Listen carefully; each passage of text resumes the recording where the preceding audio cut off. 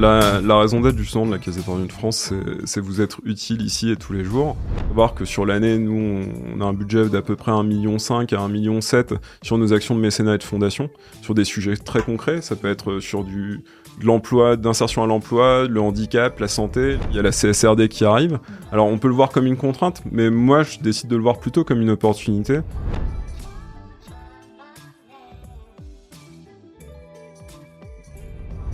Bonjour à tous, bienvenue sur Tokaté, bienvenue en 2025. Pour ce premier épisode de la deuxième saison de Tokaté, on va parler d'un acteur clé quand on cherche à innover, les banques. Parce que, soyons honnêtes, quand on a besoin de financement, ce sont souvent les premiers interlocuteurs. Mais aujourd'hui, leur rôle ne se limite plus à prêter de l'argent. Elles ont aussi un vrai rôle à jouer dans la transformation économique et sociétale en soutenant des modèles d'affaires responsables et durables. Et parmi celles qui s'engagent dans cette voie, il y en a une qui se distingue tout particulièrement, la Caisse d'épargne Hauts-de-France. Acteur incontournable du territoire, labellisée Bicorp en 2022, elle prouve qu'on peut innover tout en restant engagé et ancré localement. Fidèle à sa raison d'être, être utile, elle accompagne les entrepreneurs, les entreprises et les acteurs du territoire pour construire une économie plus durable et inclusive. Pour en parler, j'ai le plaisir d'accueillir le pilote de l'innovation et de l'impact de cette banque, Romain de Keyser. Passionné par l'écologie et l'économie durable, il travaille chaque jour pour faire évoluer le secteur bancaire vers plus de responsabilité et d'engagement. Romain, bonjour, bienvenue sur Tokaté. Bonjour Katia et bonjour à tous les auditeurs et merci de m'accueillir pour cet premier épisode de la seconde saison. Merci à toi d'avoir accepté l'invitation et tout de suite pour commencer, la première question que j'ai envie de te poser, c'est finalement cet engagement dans l'impact et l'innovation, c'est venu d'un déclic ou c'est quelque chose que tu as toujours eu en toi ? Alors c'est vraiment venu d'un déclic parce que si je reprends mon parcours, il n'y a pas grand-chose qui m'orientait à partir vers l'économie durable et justement l'impact comme l'innovation. Je démarrais à la Caisse d'épargne de France en 2015 en tant que conseiller commercial après des études en économie. Et en fait, c'est en 2020, au moment du Covid. En fait, juste avant le premier confinement, j'avais fait mon voyage de noces avec ma femme à l'autre bout de la planète, à Bali, donc truc pas très écologique du tout. Mais très beau quand même. Mais très beau quand même. Et là-bas, en fait, j'ai été justement confronté un peu pour la première fois à la pollution globale. Ça veut dire, en fait, quand on est en Indonésie, et notamment pour le peu qu'on navigue un peu entre les îles, etc., on est vraiment confronté à la pollution plastique dans les océans ou sur les plages, etc. Et finalement, des cadres idylliques se retrouvent assez vite... on va dire terni par cette omniprésence des éléments plastiques un peu partout. Et donc en fait, quand on est revenu de ce voyage, on était confinés direct. En fait, j'ai vraiment eu l'espace, je tombais de l'avion et puis j'étais à la maison tout de suite après. J'ai pris pas mal de temps en fait pour me documenter là-dessus. Et en fait, je pense comme beaucoup de nos auditeurs qui aujourd'hui s'intéressent aux questions environnementales, en fait, une fois qu'on commence à ouvrir un peu la boîte de Pandore, c'est fini. Parce qu'en fait, on va voir un sujet qui peut être la pollution des déchets plastiques, on va arriver sur les effets des émissions de CO2 dans l'atmosphère, avec justement un peu tout le modèle industriel aujourd'hui qui englobe pas mal d'impacts, que ce soit sur la biodiversité, sur le monde du vivant en général. Et en fait, c'est un peu comme ça que je me suis retrouvé dans ces sujets-là.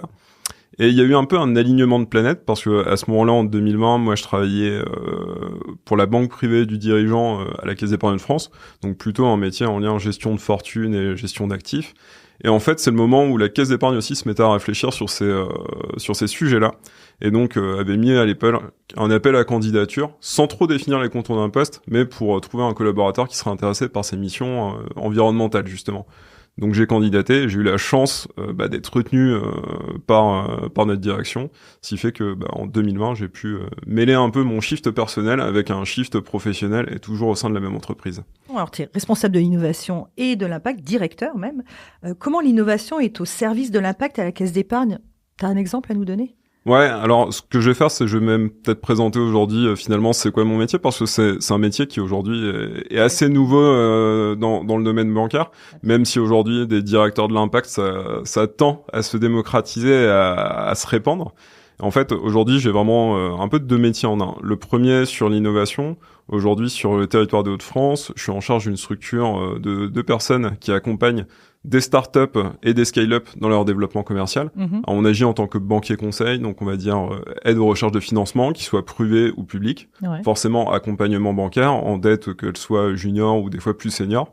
On accompagne également dans des projets de développement international, voire même de recherche de fonds. Aujourd'hui, pour donner une idée, c'est 170 clients sur la région des Hauts-de-France et un peu sur le bassin parisien. Et on fait cette activité-là, du coup, depuis 4 ans. Sur le côté impact, donc en tant que directeur de l'impact, là, j'ai 4 autres personnes au sein de ma direction. Et là, en fait, la stratégie ou mes missions, elles sont au nombre de 3. Donc la première, c'est piloter l'empreinte environnementale propre de la Caisse d'épargne de France, donc notre bilan carbone, nos actions au quotidien, et comment surtout réduire cet impact. Le deuxième volet, c'est l'accompagnement de toutes nos clientèles dans la transition écologique, que ce soit clientèle particulier, parce qu'au niveau de la Caisse d'épargne de France, on a des activités de banque de détail et des activités de banque d'entreprise. Donc vraiment toutes les clientèles, particuliers, entreprises, collectivités, secteur public, économie sociale et solidaire, tous les acteurs de l'immobilier. Comment on fait en sorte d'embarquer nos clientèles dans la transition et de leur proposer une offre de service adaptée aux besoins, surtout dans un monde qui évolue très rapidement. Et le dernier volet de notre mission de cette direction au sein de la Caisse d'épargne de France, c'est la certification Bicorp et toutes les autres publications réglementaires qu'on essaie de piloter au long terme. Et du coup, pour répondre à ta question sur vraiment comment on mêle un peu ces deux métiers finalement qui peuvent être assez distincts sur le papier d'innovation et d'impact, y a pas mal de choses et de synergies finalement qui sont assez naturellement mises en place sur les deux activités. Aujourd'hui, dans énormément de startups ou de scale-up qu'on accompagne, beaucoup ont des projets justement qui ont lien avec l'environnement en fait, et une volonté, on va dire, de disrupter un peu l'économie qu'on connaissait jusque-là, qui était massivement carbonée, vers des modèles plus durables. Et justement, nous, le but, c'est de se dire, des fois, comment certaines mesures qui sont mises en place par nos clients startups, nous-mêmes, on peut être client pour compte propre, ou comment on peut pousser ces offres-là, en fait, à nos autres clientèles. C'est par exemple le cas sur certaines offres comme des offres qui proposent des bilans carbone aux entreprises, où là, par exemple, on pousse des partenariats qui sont plutôt des entreprises innovantes à nos clients corporate pour mettre en avant leur offre. Oui, donc du coup, on accompagne des nouvelles structures qui ont des sujets sociétaux environnementaux qui peuvent aider aussi les démarches d'autres clients au sein de votre structure. Tout à fait. Alors, on l'a vu en introduction, la Caisse d'épargne Hauts-de-France, elle est labellisée Bicorp depuis 2022, ce qui est quand même assez innovant. Ce qui fait d'elle la seconde banque finalement labellisée par ce beau label Bicorp. Est-ce que tu peux nous dire quelle est sa raison d'être et en quoi elle est importante, cette raison d'être ? Alors, la raison d'être justement de la Caisse d'épargne de France, c'est vous être utile ici et tous les jours. Nous, elle est incarnée, cette raison d'être, par quelque chose qu'on appelle le contrat d'utilité. Donc en fait, le contrat d'utilité de la Caisse d'épargne de France, il tient en 3 axes. Être 100% utile au développement économique régional. Donc ça se matérialise par nos activités de banquier au quotidien. On est le premier financeur de l'immobilier. On est également partenaire bancaire d'une ETI du territoire sur 3. On a été partenaire premium des Jeux Olympiques. Donc on est très engagé aussi sur des démarches, on va dire, un peu sociétales. C'est le deuxième axe de notre contrat d'utilité. Être 100% utile aux avancées sociales. Comme je disais, accompagnement avec le sport. Aujourd'hui, on a même une volonté d'être le premier acteur accompagnant du marché de la santé sur le territoire des Hauts-de-France. On a même créé une équipe dédiée à ça pour accompagner en fait l'économie de demain et les grands enjeux comme le mieux vivre, notamment être pas juste dans le curatif, mais accompagner sur des démarches un peu préventives, etc. Le mieux vivre le plus longtemps possible. Tout à fait. Donc forcément, les liens avec la silver economy et aussi le développement, on va dire, et l'accompagnement des seniors. Et enfin, le troisième pilier de ce contrat d'utilité, c'est le 100% utile aux transitions environnementales. Et ça, justement, ça se matérialise par une démarche pour compte propre qui essaie de s'aboutir.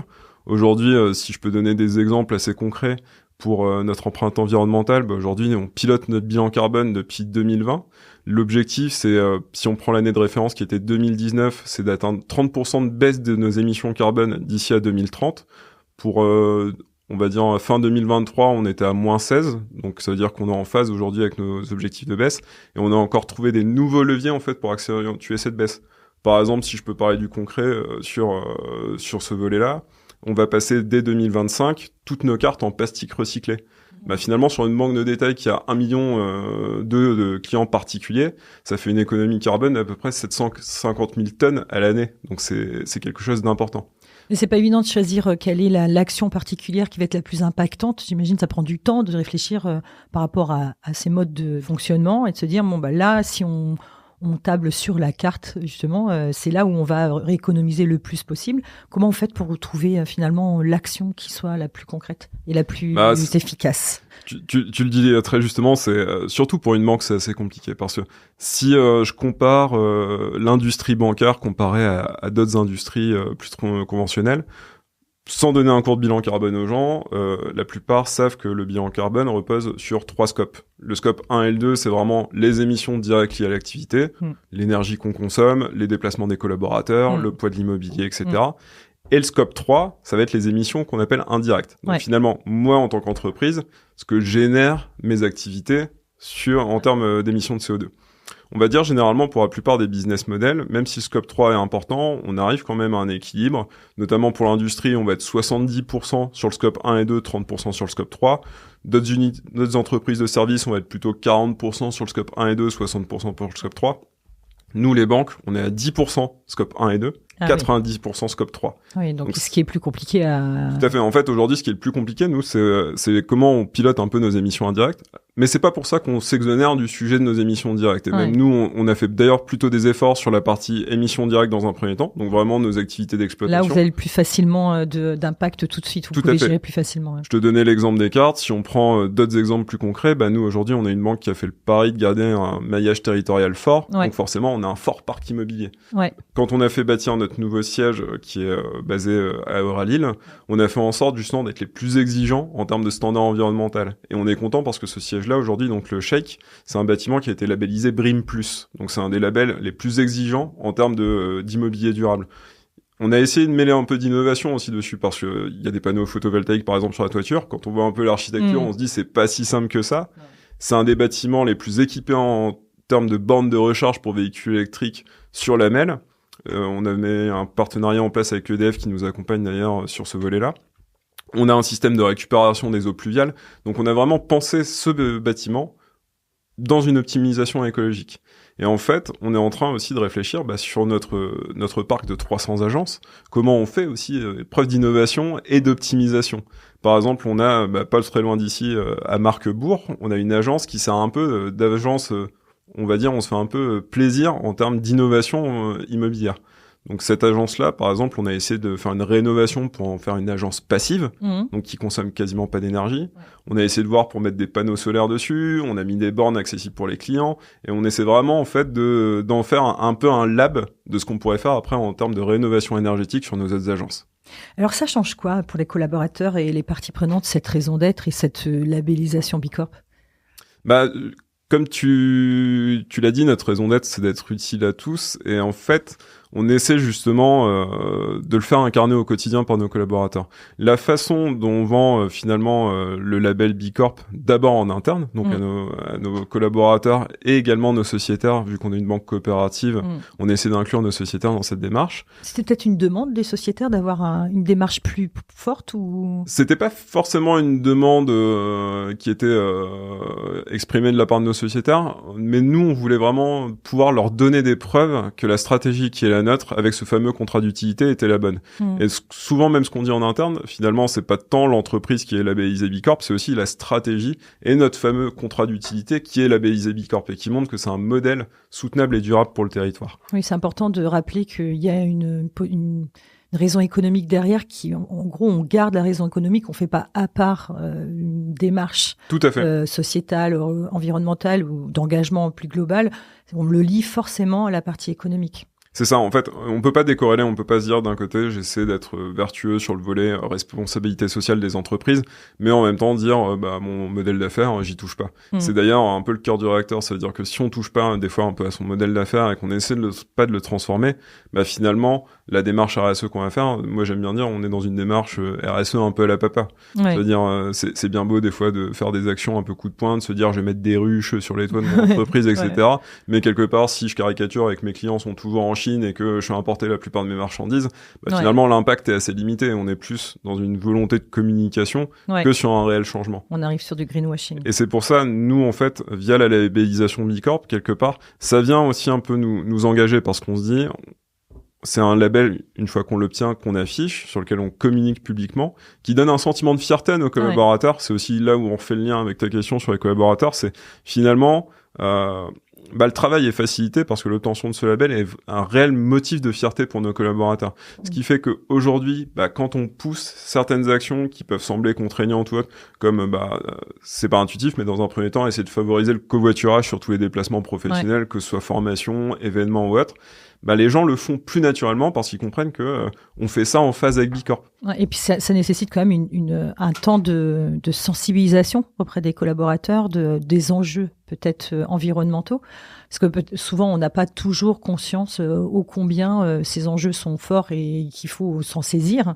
Et certains collaborateurs sont pas du tout en phase avec ce terme de sujet-là. Donc clairement. Et là tu touches même un axe sur lequel on cherche vraiment à s'améliorer. C'est quand on avait obtenu la certification B Corp en 2022. On était assez fiers, on voulait communiquer sur le label, on a fait pas mal de communication en interne, on a mis le logo de B Corp forcément à côté de notre logo sur toutes les communications, etc. Et en fait, des fois, on s'est rendu compte en échangeant avec nos collaborateurs qu'on n'avait pas pris le temps aussi de donner le sens de finalement ce qu'était B Corp, pourquoi on l'avait fait et pourquoi on s'ancrait dans cette démarche-là. Et donc ça, depuis la création de ma direction, c'est aussi une partie de mon job, ça veut dire d'aller voir toutes nos équipes commerciales, mais également nos équipes de siège, etc. Et en fait, de faire ce que nous on a appelé un module d'acculturation ou d'incarnation de B Corp pour finalement dire pourquoi ce label déjà, parce que finalement c'est important aussi de dire pourquoi on a choisi ce label plutôt qu'un autre. Bien sûr. Et bien sûr, dans une démarche un peu de dire ce label, c'est celui qui nous correspondait le plus, sans critiquer les autres. En fait, je pense que justement, et c'est important pour nos auditeurs, je vais jamais dire que B Corp, c'est le label qu'il faut absolument obtenir. Nous, ce qui nous intéressait, c'est que c'est un label international et on est une banque qui est présente en Belgique, et aux Pays-Bas. Oui, et puis donc ça permet de savoir nos clients. Oui, et puis c'est un bel outil vraiment pour pouvoir faire. C'est un outil d'amélioration continue. Et nous, on voulait quelque chose qui nous engage dans une transformation, qui s'arrête pas juste sur une photo à l'instant T, mais qui permette de suivre aussi une stratégie dans le temps. Et c'est en ça qu'on a trouvé tout ce qu'on cherchait chez B Corp. Alors, votre raison d'être, elle repose sur 2 piliers qui sont quand même très forts. C'est l'utilité et l'ancrage local, la territorialité finalement. Comment elle se matérialise dans les activités au quotidien ? Alors, on va dire, je pense, déjà, c'est nous dans les engagements qu'on prend auprès de nos clients. Comme je disais, l'utilité et ancrage territorial, par exemple, un engagement fort qu'on a pris, c'est de garder ce maillage territorial. Là où beaucoup de banques font le pari d'être de plus en plus dans la digitalisation, dans de la relation à distance, nous, on a l'engagement quand même de garder une agence à 10 minutes de chacun de nos clients en ville et 20 minutes à la campagne. Et ça, c'est vraiment des engagements qui sont écrits. Et qui du coup, est très pratique aussi pour cette question d'émissions de gaz à effet de serre. En étant plus proche de vos clients, sur le scope 3, finalement, ça permet d'avoir... Alors, je vais te dire oui et non, parce que si on faisait le pari de des fois fermer toutes les agences et te dire on est en full digital, tu peux vite compenser tes émissions en limitant les déplacements. Mais je pense c'est une façon de montrer que justement... les émissions de CO2, c'est pas non plus l'alpha et l'oméga d'une démarche sociétale et environnementale aboutie. Parce que je pense dans le monde dans lequel on est aujourd'hui, le fait d'avoir du contact physique, d'avoir des conseillers qui fassent preuve de pédagogie auprès de leur clientèle, c'est important en fait. Et on a besoin encore, je pense, de relations physiques dans ce monde et de proximité pour pouvoir être en face sur ces sujets-là. C'est une vraie tendance en plus, la proximité, le côté local. De plus en plus, on s'oriente vers un mode de fonctionnement où on a envie d'être en lien les uns avec les autres et d'être proche de ses collaborateurs, d'être proche de ses clients, d'être au cœur finalement de leur vie au quotidien. Tout à fait. Et nous, on essaie vraiment de le mettre concrètement. Et si on reprend cette notion d'utilité, d'ancrage territorial et d'impact social, aujourd'hui, on est un des établissements sur la région qui distribue, par exemple, le plus de microcrédits. Donc, le microcrédit, pour ceux qui connaissent pas trop, c'est des dossiers de financement à destination plutôt de publics en difficulté ou même des fois d'entreprises en création. Et aujourd'hui, nous, à l'échelle régionale, c'est plus de 300 dossiers de microcrédit. Donc, c'est d'accompagner quelqu'un qui cherche un nouvel emploi, qui va être en difficulté financière, peut-être lui permettre d'obtenir un véhicule, là où d'autres, par des voies de crédit classiques, ils l'auraient pas obtenu. Ou des fois, sur des entreprises qui cherchent à se lancer, à créer de l'emploi, d'obtenir un prêt avec des conditions bonifiées, en fait, pour aider à démarrer cette activité. Et ça, je pense qu'on peut le faire vraiment qu'en étant ancré sur notre territoire et en le connaissant bien. Alors, tu l'as dit tout à l'heure, le label B Corp, c'est un label qui pousse à l'amélioration. Tu peux nous dire finalement quels sont les objectifs sur lesquels vous êtes très bon et puis pour ceux sur lesquels vous avez encore une marge d'amélioration assez forte? Ouais, alors pour parler justement, et parce que je sais pas quel niveau de connaissance des auditeurs sur le label B Corp, mais le label B Corp, en fait, c'est 5 piliers. Donc le premier pilier, la gouvernance. Oui. Nous, celui-là, nativement étant un groupe coopératif et appartenant à nos clients sociétaires, on est plutôt bon parce que on fait en sorte d'être aligné dans une démarche un peu transparente de notre gouvernance, etc. Et puis on implique nos parties prenantes dans les décisions de la banque. Le deuxième pilier, donc il y a le pilier de la collectivité. Celui-là, c'est plutôt en phase avec quel est notre ancrage territorial, comment on agit positivement sur l'économie de la région. Et encore une fois, comme je disais, nous, avec notre maillage territorial, mais également aussi notre politique de mécénat via nos actions de la fondation. Faut savoir que sur l'année, nous, on a un budget d'à peu près 1,5 million à 1,7 million sur nos actions de mécénat et de fondation, sur des sujets très concrets. Ça peut être sur de l'emploi, d'insertion à l'emploi, le handicap, la santé. L'année dernière, en lien avec les JO, c'était aussi sur le sport. Donc naturellement, on a pas mal de points aussi sur ce volet-là. Notre meilleur pilier, c'est le troisième, c'est le pilier collaborateur. Ouais. Donc tout ce qui va toucher à la politique RH, à notre démarche d'inclusion dans le monde professionnel, à la rémunération, à la prise en compte aussi du bien-être de nos collaborateurs et un peu de système de baromètre social aussi, de savoir finalement comment on se sent dans l'entreprise et de mettre concrètement des plans d'action pour l'améliorer. Donc ça, vraiment, l'aspect collaborateur aujourd'hui, grâce à nos équipes ressources humaines et notre directeur ressources humaines qui est très impliqué sur ce volet-là et qui essaie justement de le faire dans une démarche d'innovation, on a été chercher de nombreux labels aussi pour faire valoriser cette démarche ressources humaines. Je sais qu'il a candidaté à des labels nationaux comme Innovation RH et finalement voir une banque régionale qui arrive à concourir et à obtenir des labels nationaux, ça montre à quel point notre démarche est aboutie. C'est vrai que nous, on a à peu près 300 recrutements à faire à l'année. On se doit, si on veut pouvoir capter des talents, les attirer et surtout les fidéliser, montrer qu'on est engagé vraiment dans une démarche, une politique d'employeur responsable. Ouais. Et je pense que c'est une de nos grandes forces aujourd'hui, c'est qu'on arrive à le démontrer sur le territoire. Dans les autres piliers de B Corp, il y a le quatrième pilier, c'est le pilier client. Aujourd'hui, nous, c'est vrai que sur le pilier client, on a pas mal de points parce qu'on forme nos collaborateurs à l'éthique des affaires, parce que la banque, c'est un milieu très réglementé, etc. Mais là où on pourrait aller plus loin, des fois, c'est dans vraiment adaptation de nos services pour vraiment avoir des offres encore plus larges au sens environnemental et sociétal, même si on est déjà bien positionné, on a encore des axes d'amélioration sur ce volet-là. Et d'ailleurs, on est en train de travailler là sur 2025, justement, sur des plans un peu de meilleure prise en compte des enjeux environnementaux dans nos prises de décision et dans l'accompagnement de nos clients. Et le dernier pilier de B Corp, c'est l'environnement. Et là, nous, c'est celui, entre guillemets, on a le moins de points, je le dis en toute transparence, mais en fait, la méthodologie des piliers de B Corp appliqués au secteur bancaire fait que pour avoir des points dans la catégorie environnement, il faut avoir une grosse part de nos encours de financement dédiés à la transition énergétique. Et vu que c'est des activités nouvelles et qu'un bilan bancaire, c'est pas sur les 4 dernières années, mais c'est sur les 25 dernières années, il y a quand même un effet un peu, on va dire, d'entropie dans la rotation du stock. Ça veut dire, même si aujourd'hui, on a de plus en plus de parts de nos prêts qui sont dédiés à la transition énergétique. Par exemple, pour 2024, on va être pas loin du 1 milliard d'euros sur la région dans le financement que ce soit de la transition énergétique, de l'efficacité énergétique, la mobilité douce, de la rénovation du bâtiment. En fait, finalement, c'est encore faible par rapport au bilan complet de la banque. Donc, il va y avoir, je pense, un petit nombre d'années, entre guillemets, pour que le stock entre en rotation et qu'on puisse obtenir plus de points sur ce volet environnemental dans B Corp. Alors, tu en as parlé, vos salariés, ils sont vraiment au cœur de votre engagement. Tu peux nous donner 2 exemples forts en matière d'actions mises en place, les 2 plus parlantes, peut-être les 2 plus innovantes? Alors, si on fait un lien avec l'environnement, dans les actions qu'on a mis en place récemment, on a mis par exemple en place un partenariat, et en plus ça va faire un lien avec notre activité d'accompagnement des entreprises innovantes, entre une entreprise qui propose des services de location de vélos électriques et du coup nos collaborateurs, en créant en fait un système de vélos de fonction électrique. Ce qui fait qu'aujourd'hui on a à peu près, je dirais, 150 collaborateurs qui ont mis au placard ou au garage plutôt leur voiture pour venir au travail, on va dire, à vélo. Et ça permet en fait ce système de vélo de fonction de se dire aujourd'hui un vélo électrique c'est quand même un sacré budget, hein. Si on veut un modèle qui soit intéressant pour le peu qu'on ait des enfants et qu'on veut avoir un vélo cargo ou autre, on peut être vite dans les 3 000 €. Et de se dire j'ai mon employeur qui abonde une forte part, donc quasiment 70% du prix du vélo en le prenant en vélo de fonction, ça permet, on va dire, d'accompagner les collaborateurs dans le monde de demain et dans cette mobilité décarbonée. Et ça facilite aussi la sensibilisation et à sauter le pas pour chaque personne qui souvent peut être réticent en se disant « Oh là là, le vélo, ça prend du temps, c'est compliqué ». Il y a une forme de sensibilisation et de rôle modèle finalement de vos collaborateurs. Tout à fait. Alors, l'impact environnemental, du coup, on y arrive, est un enjeu évidemment majeur pour tous les secteurs, mais on est dans un contexte quand même politique et économique qui est complexe. Finalement, c'est quoi les grands enjeux pour demain ?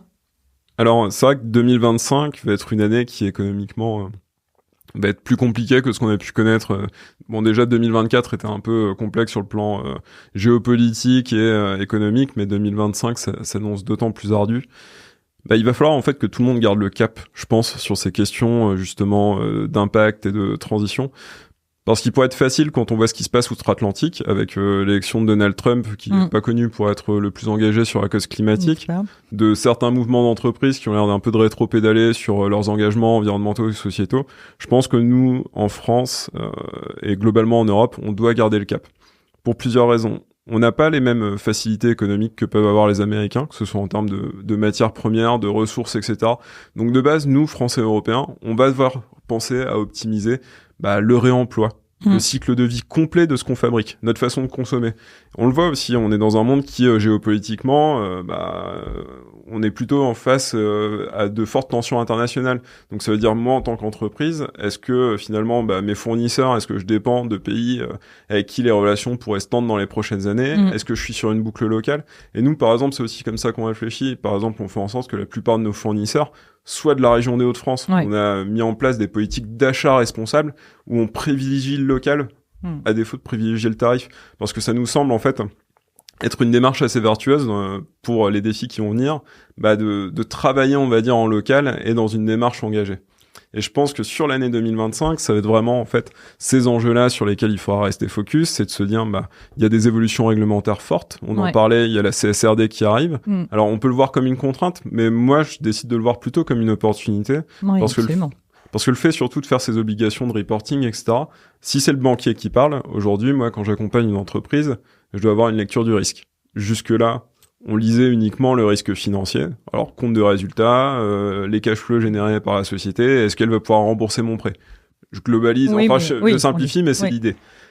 Demain, face justement à tous les enjeux que j'écrivais, je pense qu'on doit aller un peu plus loin, nous, en tant que banquier, dans l'analyse. Et c'est là où ça va être important de garder le cap pour les entreprises, parce que nous, en tant que banquier, demain, on va devoir commencer à regarder, finalement, est-ce que l'entreprise est dans une démarche adaptée par rapport aux risques physiques qui arrivent du dérèglement climatique ? Absolument. Surtout sur la région, on le voit entre les inondations, les risques de tempête, de submersion.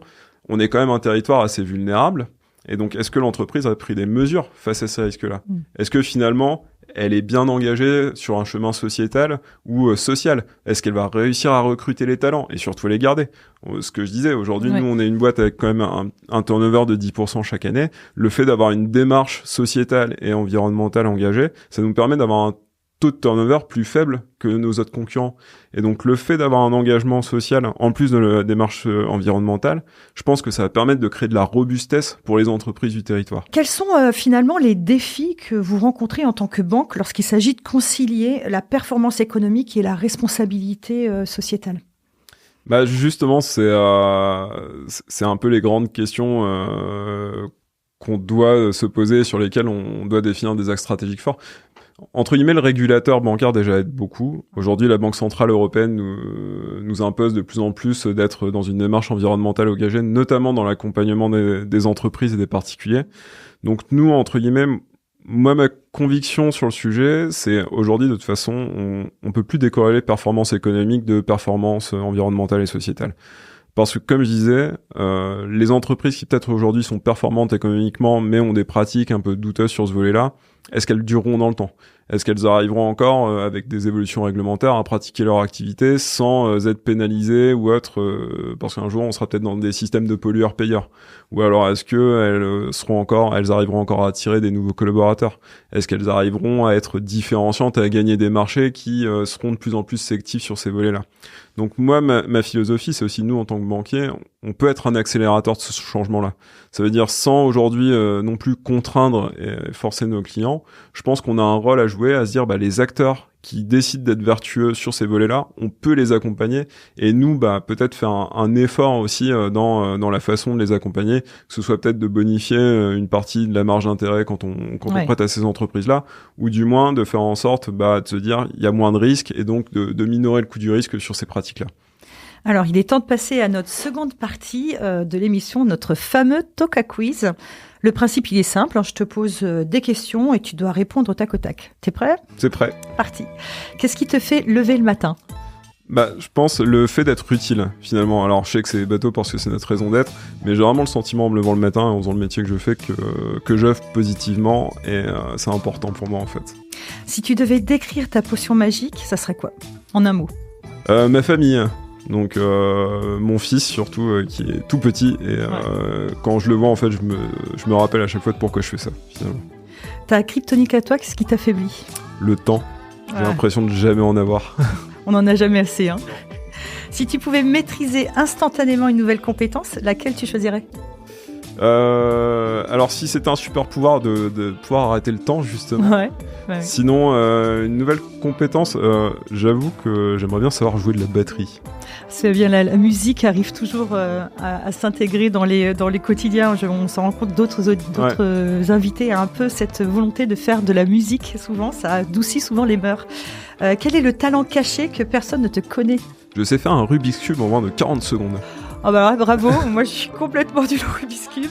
Une rencontre qui a marqué ta vie, ton parcours ? Ça va être très bateau, mais je pense celui qui est un peu à l'origine de mon déclic, c'est Jean-Marc Jancovici aussi. Ah oui, très inspirant. Et ce monsieur m'a mis une grande claque et à chacune de ses interventions, il s'amuse à allègrement me remettre des claques au visage. Mais je dois être masochiste parce que j'aime bien ça. Ta devise qui guide ton quotidien ? Je pense que c'est de vivre l'instant présent. Aujourd'hui, on se concentre trop souvent sur le futur, etc., sur l'anticipation, etc. Et à trop anticiper, en fait, on en oublie des fois que la seule certitude qu'on a dans ce monde, c'est qu'on vit l'instant présent. Ton geste durable au quotidien ? La seconde main, c'est devenu une vraie drogue. Alors au début c'était ma femme, moi j'achetais tout neuf, etc. Et en fait une fois qu'on se prend au jeu de chercher toujours à jamais acheter neuf, en fait à prendre qu'en seconde main ou autre, ça devient vraiment addictif. Là aujourd'hui, que de la seconde main sur moi. Bravo. Tu as choisi de nous partager le titre Under Pressure du featuring Queen et David Bowie. Tu peux nous expliquer pourquoi ? On écoute quelques secondes. Ça t'inspire quoi, cette chanson ? Cette chanson, déjà, parce que deux des plus grandes légendes, on va dire, de la pop et du rock qui chantent sur la même chanson, qui en plus sont décédés aujourd'hui, et puis tous deux de maladie, et donc dans des contextes peu joyeux. Mais en fait, pourquoi cette chanson ? Parce que finalement, elle est très humaine, cette chanson. Elle parle de la société qui un peu nous met tous sous pression, etc. Et une des solutions dans la chanson, c'est pourquoi finalement on donnerait pas la chance à l'amour. C'est très con. Ouais. Mais aujourd'hui, je pense que c'est quelque chose qu'on oublie assez. Ça veut dire, et de plus en plus dans les interactions sous pression, on est vite en proie à l'énervement, ou à se fermer. Alors que des fois, juste s'ouvrir aux autres et être franc dans nos échanges, ça fait du bien à tout le monde en fait. La notion du cœur. Dernière question, si tu avais l'humanité entière à ton écoute pendant quelques secondes, ça serait quoi ton message ? Du coup, ce serait peut-être aimez-vous bordel, mais je pense ce serait surtout de se dire c'est ensemble qu'on arrivera à faire face à tous les défis qui sont devant nous et vraiment de se rappeler ça. C'est facile en fait l'individualisme de se refermer sur soi dans les périodes de difficulté, mais si un truc que l'histoire nous a appris, c'est que ça finit jamais très bien quand on fait ça. Alors que si demain on essayait peut-être de se tourner vers le collectif, on créerait peut-être des nouvelles choses, mais qui seraient peut-être mieux pour tout le monde. Merci Romain pour cet échange passionnant et pour nous avoir plongé au cœur de la dynamique de la Caisse d'Épargne en matière d'impact et d'innovation. Après plus de 200 ans d'existence, ce qui fait sa force, c'est cette capacité à réinventer sans jamais perdre de vue son engagement envers le territoire. Et aujourd'hui, elle prouve qu'innover, c'est aussi agir pour un avenir plus durable. Alors, qui sait, peut-être que la prochaine étape, c'est de devenir la première banque régénératrice. Chers auditeurs, merci d'avoir été avec nous. Vous l'aurez compris, l'innovation, ce n'est pas seulement créer, c'est aussi transformer positivement notre monde. Alors, Tokaté, à vous de jouer. Merci d'avoir écouté Tokaté, le podcast engagé de la French Tech League. N'hésitez pas à vous abonner et à le partager autour de vous. Je vous dis à très bientôt et d'ici là, Tokaté, à vous de jouer.